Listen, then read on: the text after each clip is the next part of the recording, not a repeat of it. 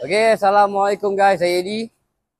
Belakang saya ni Mercedes W177 177A250 datang dari Pahang. Sini KL tau. Pahang, KL jauh. Tapi sebab nakkan keselesaan, owner datang juga. Okay.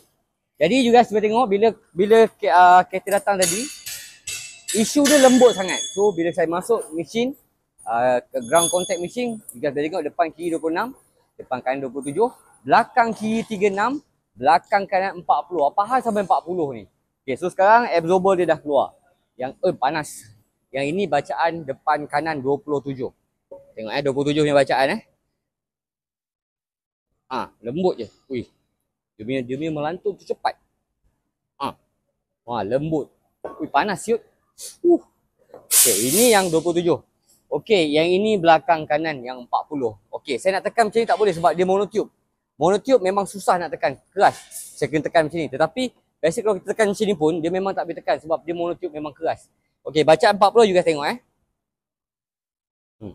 Nampak tu? Saya boleh henjut macam tu je.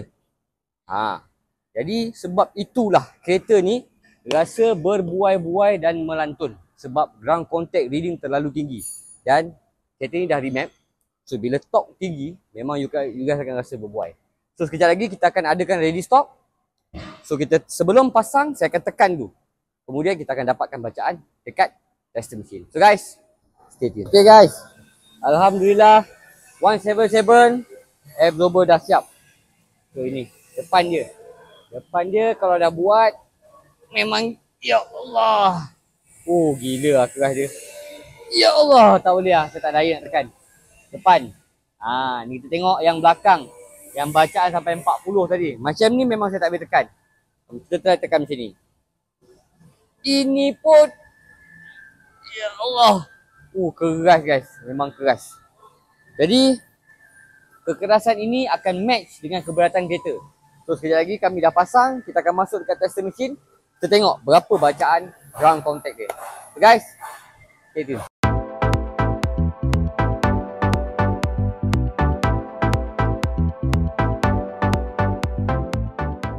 Okay guys, Alhamdulillah 177 2019 dah siap.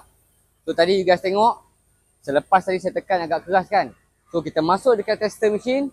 You guys boleh tengok, depan kiri 14, depan kanan 14, belakang kiri 17 dan belakang kanan 16. Jadi bacaan ini memang absorber dah firm. Tak percaya kita tengok body roll dia Tengok, body roll ada ke tak ada?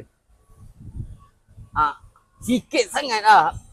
Jadi sebabkan compression dan rebound untuk keempat-empat side dah stable. Jadi itulah dia result untuk 177 2019 A250. So kepada you guys kat luar sana yang menggunakan W177 ada masalah absorber, berbuai, bunyi, bawa rasa tak selesa duduk belakang pening, roger saya. Masuk link bio saya ataupun dekat skrin ni ada nombor saya, boleh roger saya direct. Okay, insyaAllah. Yang penting-penting guys, kita kena kekalkan original absorber. So insyaAllah, selamat berpuasa dan kita akan jumpa lagi dalam video seterusnya. Raiba Auto, whack the corner. Bye-bye.